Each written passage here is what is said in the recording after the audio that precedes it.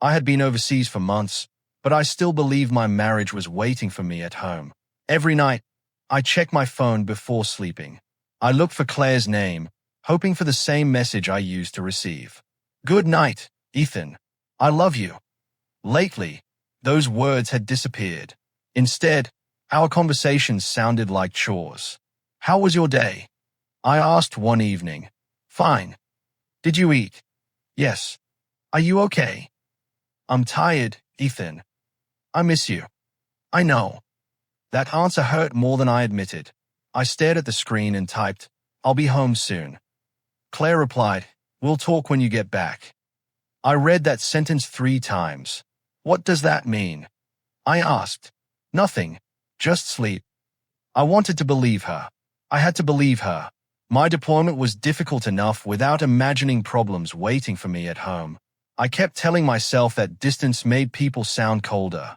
I kept thinking that once I returned, we would sit together, talk, and fix everything. Then, one evening, my phone rang. "Claire." I answered immediately. "Hey." "Hi, Ethan." Her voice was strangely calm. "Is something wrong?" "No. You sound different. I need to tell you something." I sat down.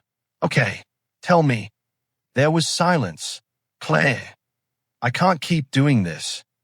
My stomach tightened. "Doing what?" "This marriage." I could barely speak. "What are you saying?" "I filed for divorce." For several seconds, I heard nothing except the faint sound around me. "You filed what?" "Divorce papers." "While I'm overseas." I didn't know when else to do it. "Claire, I'm serving my country. You couldn't wait until I came home." "I waited for months. I thought we were waiting for each other." "I was waiting alone." "No, we were both waiting." That isn't how I felt. I stood and began walking without knowing where I was going. "Claire, please slow down. Tell me what happened." "I've changed. We can work through that." "I don't think we can." "You don't think we can, or you don't want to." She didn't answer. "Claire, I don't want to." Those 4 words broke something inside me. "You're serious?" "Yes." "Is there someone else?" Another silence. "Claire, answer me." "No, not exactly." "Not exactly." I don't know what to call it. My chest felt heavy. "You're telling me our marriage is over, and you don't even know if someone else is involved." I said, "I don't know." I closed my eyes. "Do you remember what you promised me?" "Yes." "You promised we'd get through the distance." "I know." "You promised you'd wait." "I know, Ethan." "And now?" "I can't do this anymore." I swallowed hard. "Please don't make a final decision while I'm thousands of miles away." I already did. I wanted to argue. I wanted to beg. Instead, I asked the only question I could manage. "Did you ever love me?" Her voice became softer. "Yes." "Then why does this feel like I meant nothing?" "You meant a lot to me." "Then stay." "I can't." The call ended soon after. I kept staring at my phone. Marcus found me sitting alone. "You okay?" "Yeah." He looked at me. "Don't lie." "Ethan, I've known you long enough to know when you're not fine." I looked away. "What happened?" "My marriage is over." Marcus sat beside me. "What?"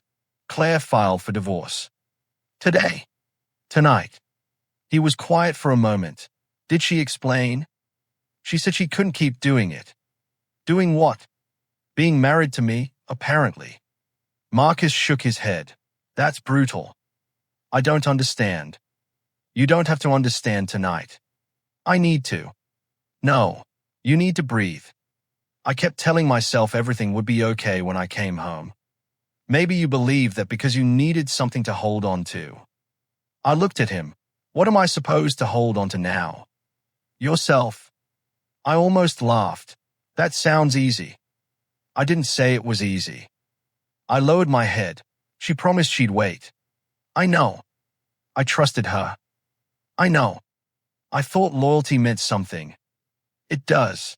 But you can't make someone give you what they no longer want to give." His words stayed with me. Later, I opened my phone again. I saw Claire's name. A new message appeared. Ethan, I'm sorry. I stared at it.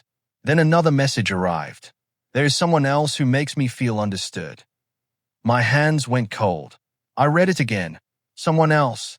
Suddenly, every short conversation, every unanswered call, and every distant "I'm tired" felt different. I whispered, so it wasn't just the distance.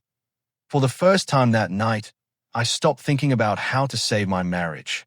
I started wondering how long Claire had been leaving me before she finally said goodbye. Did you see this coming? Marcus asked. No. Any warning? There were warnings. I didn't want to call them warnings. What kind of warnings? Short calls. Missed calls. Her saying she was tired. Her avoiding plans for my return. And you ignored them. I explained them away. Why?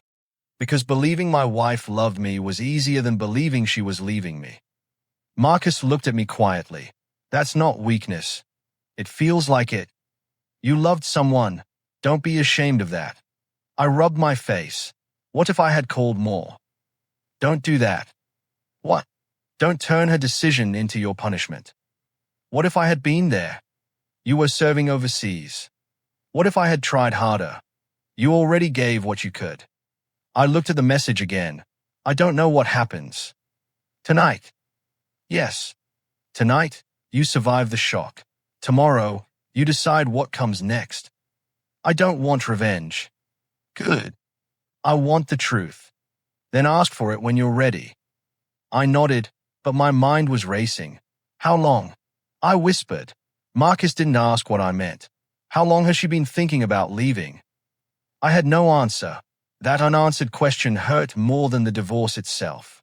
I came home 3 weeks after Claire filed for divorce.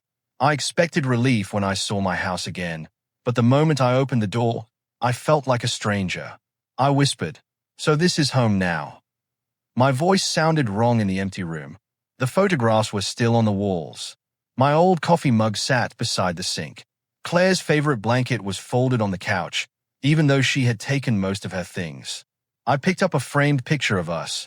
I really thought we'd make it, I said. Then I put it down. My sister Nora arrived that evening. She looked at me and said, "You're not staying here alone." "I'll be fine." "No, you won't. I don't need someone watching me." "I didn't say I was watching you. I'm staying." I sighed. "Nora, I just want some quiet." "You've had enough quiet." "I need time." "You need people." "I don't know what I'm supposed to say." "You don't have to say anything." I looked at the empty couch. What if I made everything worse? You didn't.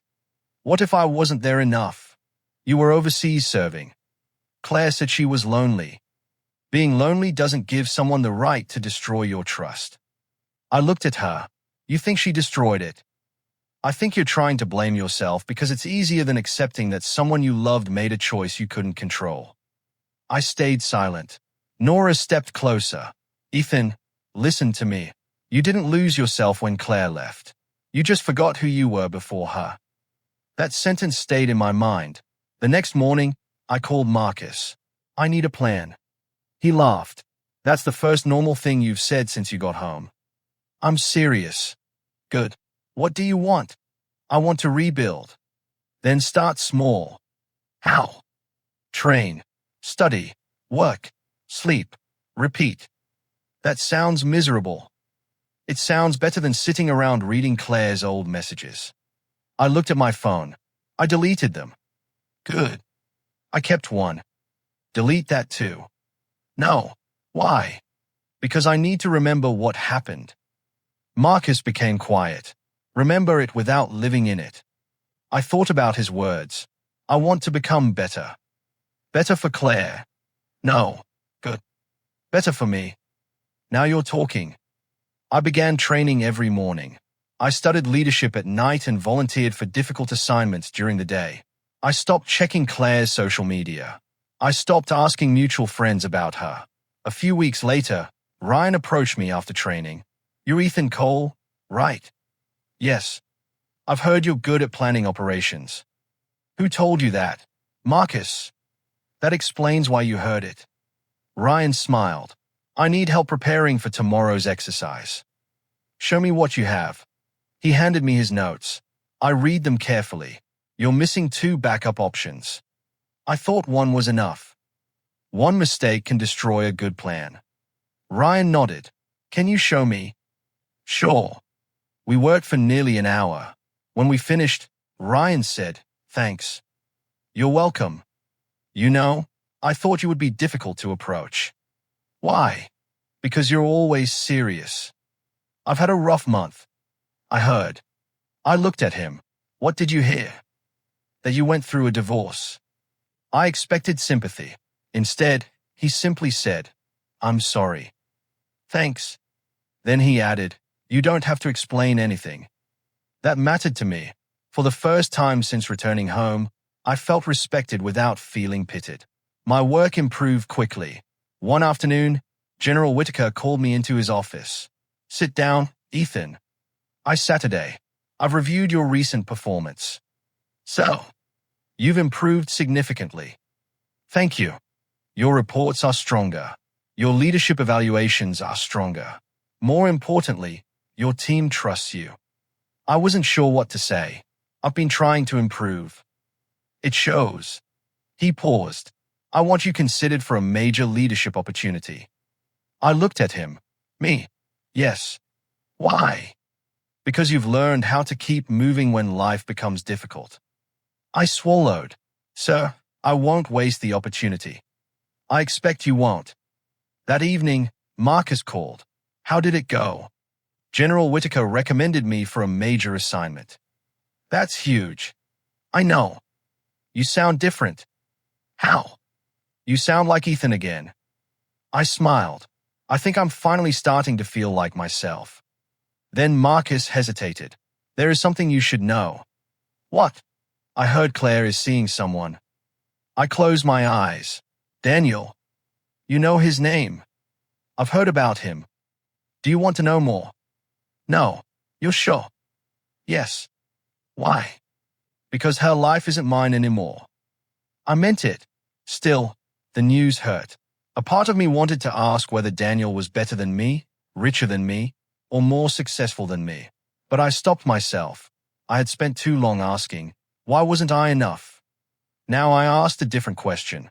What kind of man do I want to become? The answer came slowly. A man who did not need someone's approval to know his worth. A man who could lose a marriage without losing himself.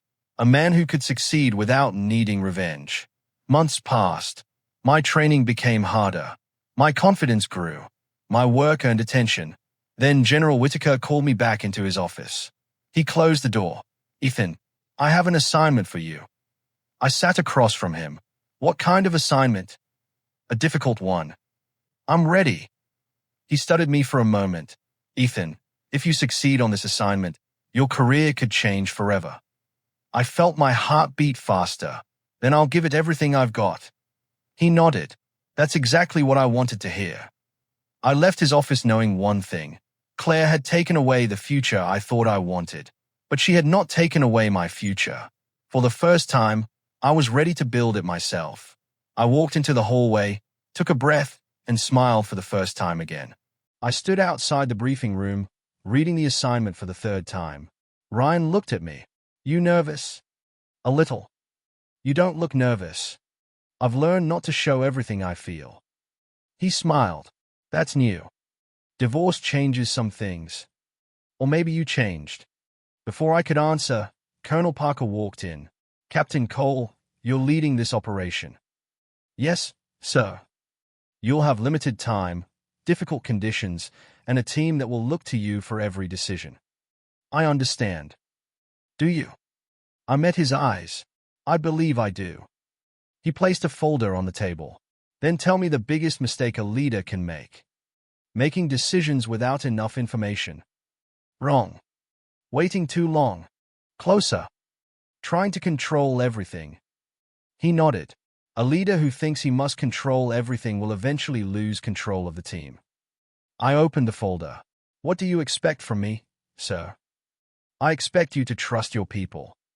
Ryan glanced at me. I can do that. Parker pointed at the map. Then prove it. The next several days tested me harder than I expected. Every plan had a problem. Every answer created another question. I could feel old anger returning whenever something went wrong, but I refused to let it control me. One evening, Ryan found me still working. "You've been here for hours. I need to finish this." "You need sleep." "I'll sleep later." He pulled the chair beside me. "You know what Marcus would say?" "What?" "He'd tell you that you're trying to outrun your own thoughts." I looked at him. Maybe he's right. Ryan studied my face. "Are you still thinking about Claire?" "Sometimes." "Does that make you weak?" "No." "Then stop treating it like weakness." I leaned back. I used to think success would make me stop caring. And now I think success only shows me what I was capable of all along. Ryan smiled. "That sounds like progress." "It feels like it." The operation began before sunrise. I had prepared backup plans, assigned responsibilities, and trusted my team. When an unexpected problem appeared, I wanted to take control myself. Instead, I said, "Ryan, take your team and handle the first section." "Yes, sir." "Don't wait for me." He nodded. "Understood." Another problem followed. I said, "Marcus, check the alternate route." Marcus answered through the radio, "Already moving." I smiled. For the first time, I wasn't trying to carry everything alone. When the operation ended successfully, Colonel Parker called me aside. "You made good decisions." "Thank you, sir." "You trusted your team." "I did." "That was the difference." I waited. Then he said, "But I want you to remember something." "Yes, sir." "Don't build your future just to make your past regret you." His words hit me harder than any criticism. I asked, "Was I doing that?" "At first, perhaps." "And now?" "Now you're starting to build for yourself." I nodded. "I understand." He smiled slightly. "Good. Never forget it." That night, Marcus called. "How did it go?" "We succeeded." "I knew you would." "I almost took over everything when things went wrong." "But you didn't." "No." "Then that's the real victory." I laughed. "You sound like Colonel Parker." "Maybe I've been around you too long." I became more focused after that assignment. I stopped checking whether Claire noticed my progress. I stopped wondering whether Daniel was impressed. My work became about the person I wanted to become. Then General Whitaker called me in. "Ethan, close the door." I did. "I have news." "Good or bad?" "Very good." He handed me a document. I looked down. "So, you've been promoted." For a moment, I couldn't speak. "I earned this." "You did." I looked at the document again. "Thank you, sir." "Don't thank me. You did the work." I smiled. "I won't waste it." "I know." Later, Marcus hugged me. "You did it." "I did." "Does Claire know?" I paused. "I don't know." "Do you want her to know?" "No." He laughed. "That's how I know you've changed." Meanwhile, I eventually learned that Claire's new life was becoming unstable. Daniel had promised her security, but his career began falling apart.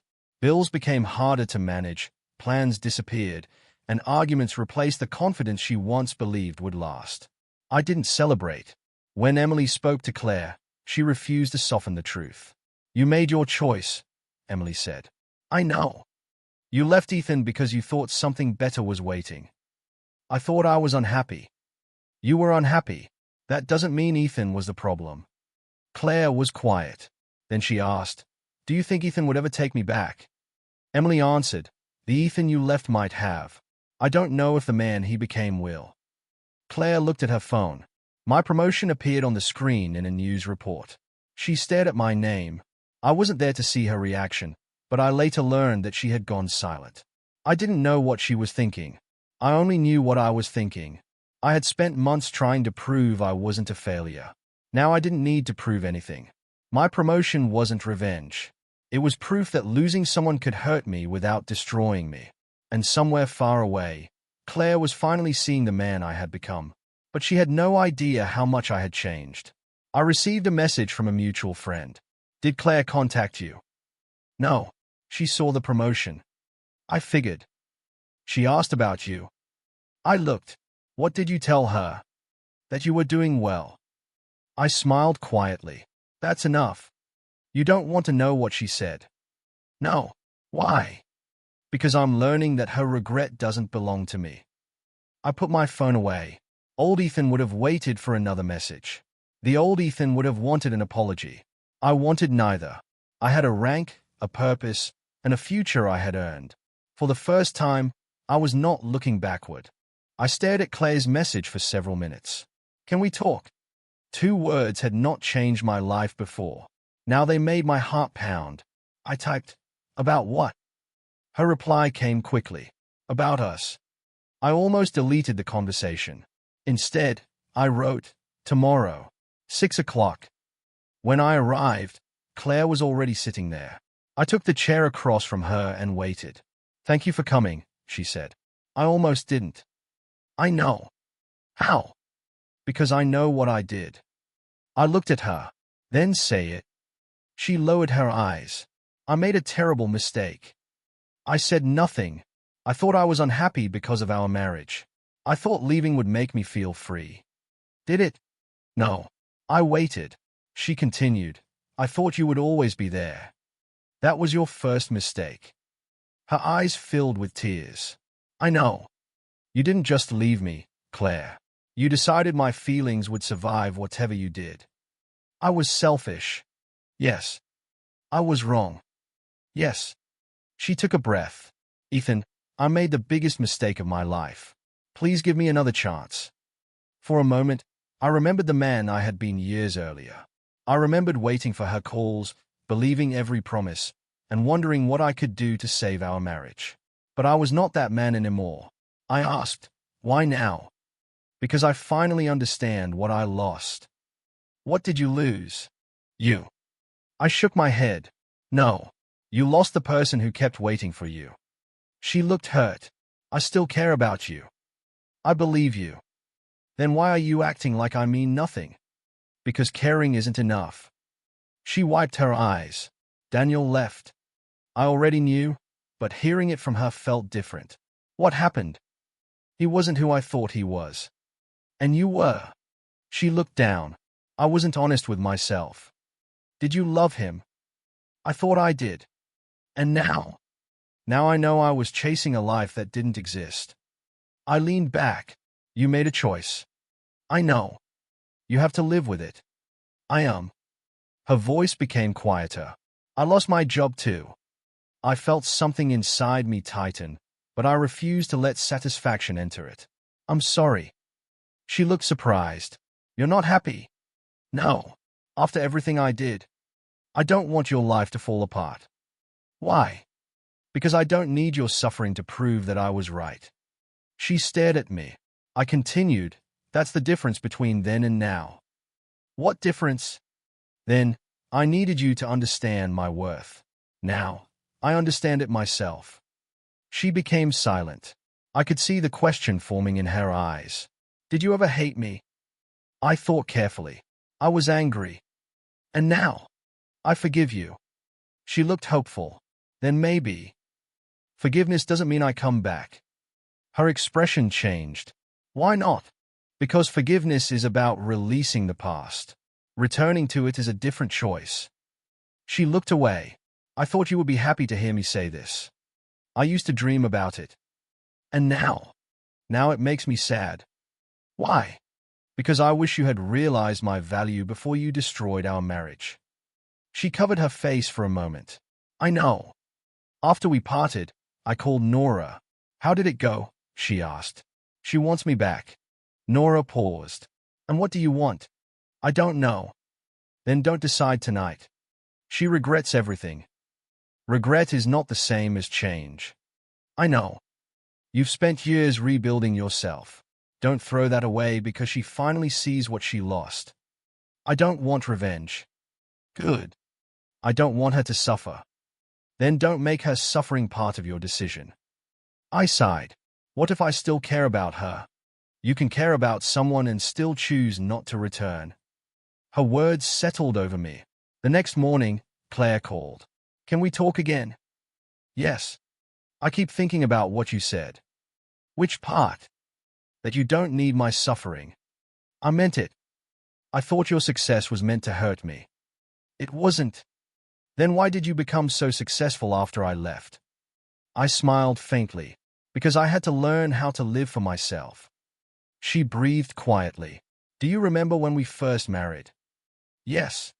You told me you'd never give up on us. I remember. And now you're giving up. No.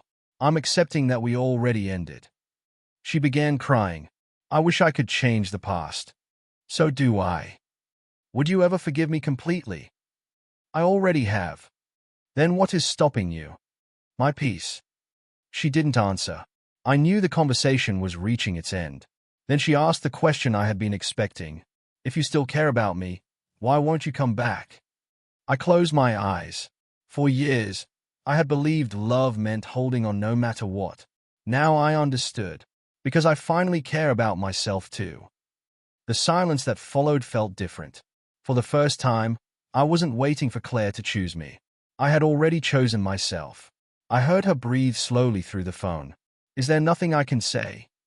No, not even for the person we used to be. I will remember who we were. Then what do I do now? Build something honest. With someone else. Maybe. But first, build it with yourself. She was quiet again. I wish I had listened when you needed me. So do I. I am sorry, Ethan. I know. Thank you for forgiving me. You don't have to thank me. Why? Because forgiveness is not a gift that gives you another chance. It is a decision that lets me stop carrying anger. She whispered, I understand. I ended the call and Saturday. My hands were steady. My heart still hurt, but it no longer controlled me. I had wanted closure for years. Now I had it. Not because Claire returned. Because I had stopped needing her to. I sat across from Claire one final time, knowing there was nothing left to prove. I forgive you, I said. Her eyes filled with tears. Then why can't we try again? Because forgiveness doesn't erase what happened. I know I hurt you. You did. I can change. I hope you do. Then let me change beside you. I shook my head. I can't rebuild the same marriage. Why? Because I don't want the same life. She looked down. You really don't love me anymore. I still care about you. Then why? Because caring about someone doesn't mean allowing them to return to a place they already chose to leave. She was silent. I spent years waiting for you to choose me, I continued. I won't spend another year waiting for you to become the person I needed. I hate what I did. I don't want you to hate yourself. How can you forgive me so easily? It wasn't easy. Then how did you do it? I stopped carrying your decision as if it were my fault. She wiped her eyes. I thought your promotion would make you arrogant. It didn't. I thought you would come back when I asked. So did I, once. What changed? I changed. She nodded slowly. I understand. I hope you do. When I left, I felt sadness, but I also felt free. I called Grace that evening. Mom, I finally ended it. Are you sure? Yes. Do you feel relieved? I feel sad. That doesn't mean you made the wrong choice. I kept thinking forgiveness meant I had to give Claire another chance. No, Grace said. Forgiveness means you stop letting anger control your life. I leaned back. I think I've been afraid that moving on meant forgetting. You don't have to forget. Then what do I do with the memories? Keep the lessons. Release the pain. I smiled. That sounds simple when you say it. It isn't simple. It's just necessary. She paused before adding, sometimes closure is simply deciding that the past doesn't get another vote in your future. I repeated the sentence quietly. The past doesn't get another vote. Exactly. My career continued moving forward. I worked harder, studied more, and took on responsibilities that once seemed impossible. One morning, Marcus called me. So, Captain, are you finally sleeping normally? Almost. That's progress. I've got another leadership course next week. You actually enjoy this stuff now. I enjoy knowing I'm improving. Ryan joined our conversation. I thought you two were talking about me. Marcus laughed. We were. I said. Ryan, you're still terrible at answering messages. I'm busy becoming excellent. You've been saying that for 6 months. And I'm almost there. I laughed. The conversation felt ordinary. That ordinary feeling meant more to me than I could explain. I wasn't discussing Claire.